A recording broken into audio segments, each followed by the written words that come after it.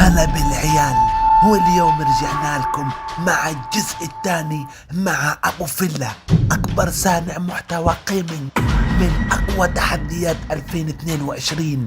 راح تشوفون ضحك مرح بمناسبة 35 مليون مع أجمل فانز أبو فيلا من جميع أنحاء العالم: الإمارات، السعودية، دبي، الكويت، مصر، الجزائر.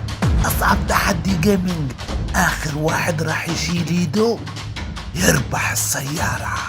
جائزة سيارة المشتركين والمتابعين هي اللي تطيح. وبعد تعب وعناء هو وصل معنا للمرحلة الأخيرة. هدول الأربعة: محمود الطواب، فيسو، أحمد طعمية، أبو نجوى. الوقت بيعدي يا شباب، يلا يا شباب قربنا على النهاية. يا ترى مين راح يكسب؟ عم بسلة. ايه عم بسلة؟ أبو فيلا، فيلا مش بسلة. عايز اروح الحمام. لو رحت الحمام راح تخسر. بس انا جبت اخري، عايز اروح الحمام. تخسر، راح تخسر. اخ أما أبو فيلا خير، ايش في تاني؟ ايدي وجعتني، ممكن اشيلها دلوقتي وتديني بسكليتة؟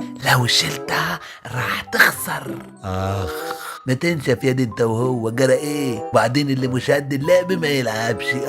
اتكلم على عدك يا اللي زمن هدك، انا هد اللعبة وهكسبكوا كلكوا. أما أنا فيلا، أما أبو فيلا في تاني؟ دي ريحة وحشة خالص. ايوه صح، هي دي ريح المعفنة دي. صحيح، في ريحة مقززة كتير. الحاجة يا عم أبو فيلا، الواد طعمية شخ على نفسه. افي اف يا رفك، ايش ده يا معفن؟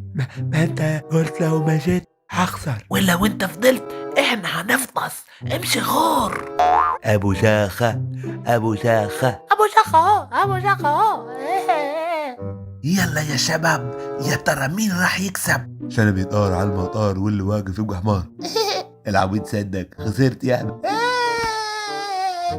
والله العظيم انت عيل مش تمام. يلا امشي عبيط.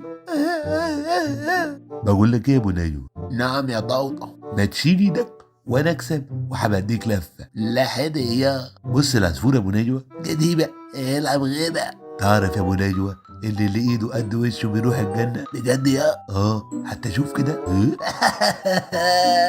شلت ايدك يا حلو. مبروك لمحمود الطواب الشهير بطوطو، كسب العربية وألف ألف مليون مبروك.